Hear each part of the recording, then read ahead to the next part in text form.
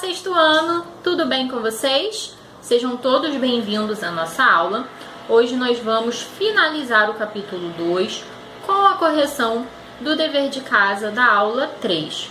Na aula passada, eu enviei a vocês um texto, uma fábula cujo título é O Lobo e o Cordeiro, e deixei no próprio vídeo da aula 3 algumas questões para que fossem corrigidas na aula de hoje, beleza? Então vamos ao texto, vamos fazer juntos a leitura do texto e depois eu vou corrigir também junto com vocês as questões que eu deixei como dever de casa, ok? Bem, a fábula começa assim. Estava o cordeiro a beber num córrego, quando apareceu um lobo esfomeado de horrendo aspecto. Que desaforo é esse de turvar a água que venho beber? Disse o monstro, arreganhando os dentes. Espere que vou castigar tamanha malcriação. O cordeirinho, trêmulo de medo, respondeu com inocência. Como posso turvar a água que o Senhor vai beber, se ela corre do Senhor para mim? Era verdade aquilo, e o lobo atrapalhou-se com a resposta, mas não deu o rabo a torcer. Além disso, inventou ele, sei que você andou falando mal de mim o ano passado. Como poderia falar mal do Senhor o ano passado, se nasci este ano? Novamente confundido pela voz da inocência, o lobo insistiu. Se não foi você, foi seu irmão mais velho, o que dá no mesmo. Como poderia ser meu irmão mais velho, se sou filho único? O lobo, furioso, vendo que com razões claras não vencia o pobrezinho, veio com uma razão de lobo faminto. Pois se não foi seu irmão, foi seu pai ou seu avô. E nhoque, sangrou-o no pescoço. Moral da história, contra a vontade não há argumentos.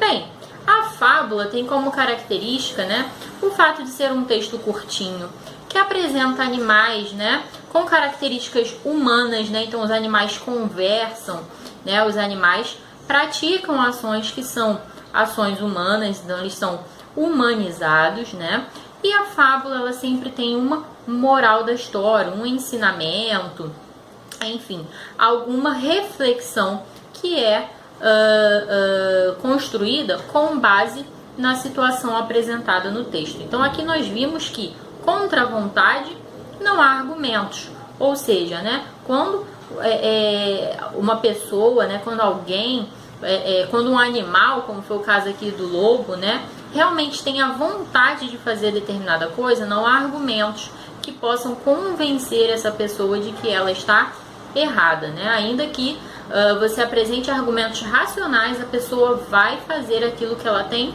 vontade, Então fica aí a reflexão.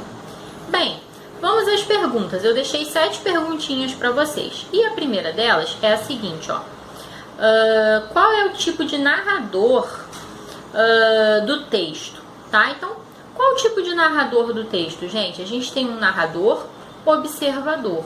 Por quê? Porque ele não é personagem, ele não participa da história, das ações, Ele apenas narra o que viu, narra um acontecimento. Então, a gente tem aqui um narrador observador, desculpa. A gente diz que o foco narrativo, então, desse texto é de terceira pessoa. Por quê? Porque o texto é narrado em terceira pessoa, Vamos olhar os verbos que aparecem aqui nesse texto, Estava o cordeiro a beber num córrego, quando apareceu o lobo. Então, a gente tem verbos de terceira pessoa, Ele apareceu, ele disse, não é isso? Então, a gente tem um narrador observador, O texto está narrado em terceira pessoa. Vamos à segunda pergunta? A segunda pergunta diz assim, quais são os personagens? Essa é muito fácil. Quais são os personagens desse texto? O lobo e o cordeiro, não é isso? Questão 3, qual é o espaço narrativo, ou seja, onde se passa a narrativa? Essa narrativa se passa num córrego, Ambos estão ali à beira de um córrego quando começa, então, o embate entre o lobo e o cordeiro. Questão 4, identifique as etapas da narrativa. Quais são as etapas da narrativa? apresentação, conflito, clímax e desfecho. Vamos lá, vamos voltar para o texto? Bem, a apresentação ocorre aqui na primeira linha, né? Ó, estava o cordeiro a beber num córrego quando apareceu um lobo esfomeado de horrendo aspecto. Por que a gente chama essa etapa aqui da narrativa de apresentação?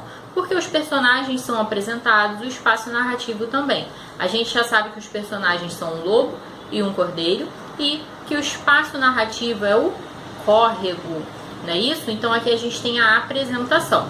Quando é que o conflito ou a complicação começa a acontecer? Já na segunda linha, quando há um embate aqui entre o lobo e o cordeiro. Eles começam ali uma discussão, tá?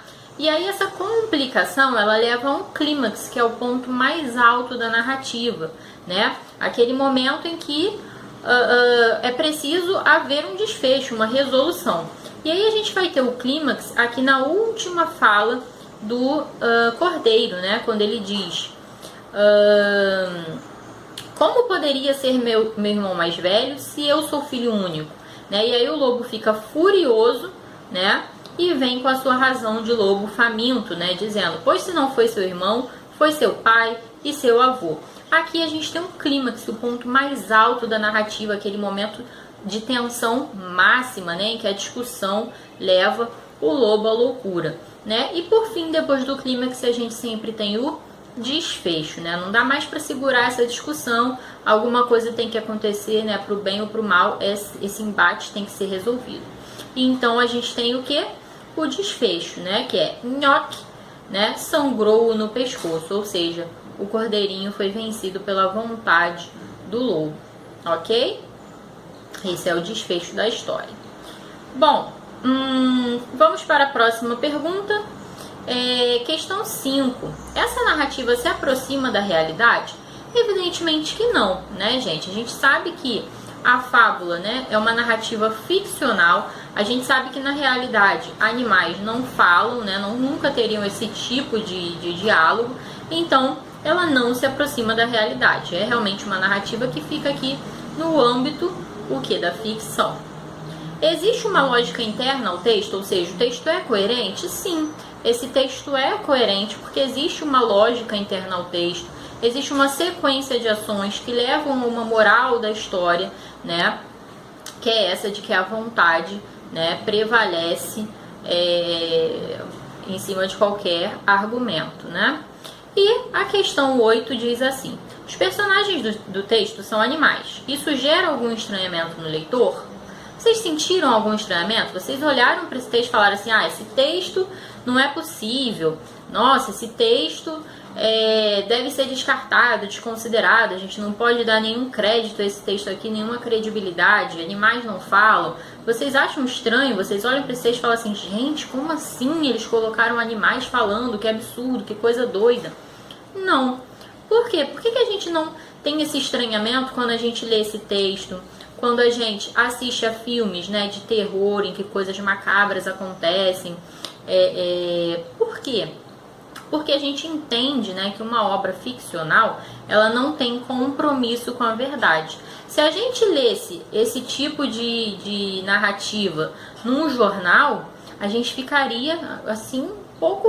A gente acharia esquisito, estranho, né? Por quê? Porque o jornal, né, a notícia, os gêneros jornalísticos como a notícia, a reportagem, eles têm um compromisso com a verdade. Mas aqui não, aqui a gente tem um gênero literário, uma fábula, né, uma narrativa ficcional. Então a gente entende que numa fábula, né, a gente já espera que numa fábula haja elementos da ficção. Por isso que a gente não fica chocado, por isso que isso não gera um estranhamento tão grande. Ok? Então é isso, finalizamos a nossa videoaula. Eu vou deixar aqui no final do vídeo o gabarito completo dessas questões e também a descrição da atividade devolutiva de número 3. Tá bom, gente? Um beijo pra vocês, fiquem bem, se cuidem e até a próxima aula. Tchau!